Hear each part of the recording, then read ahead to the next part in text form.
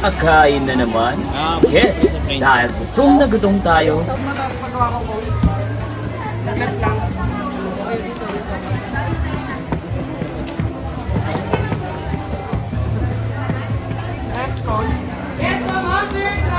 Pre, dyan ito princess pre.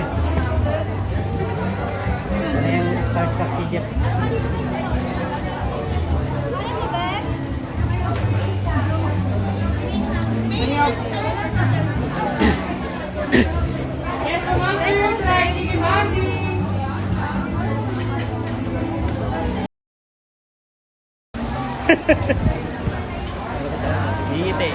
Yes, ma'am. After fry, Jiggy Maggi po. Kakatapos lang namin sa kabila.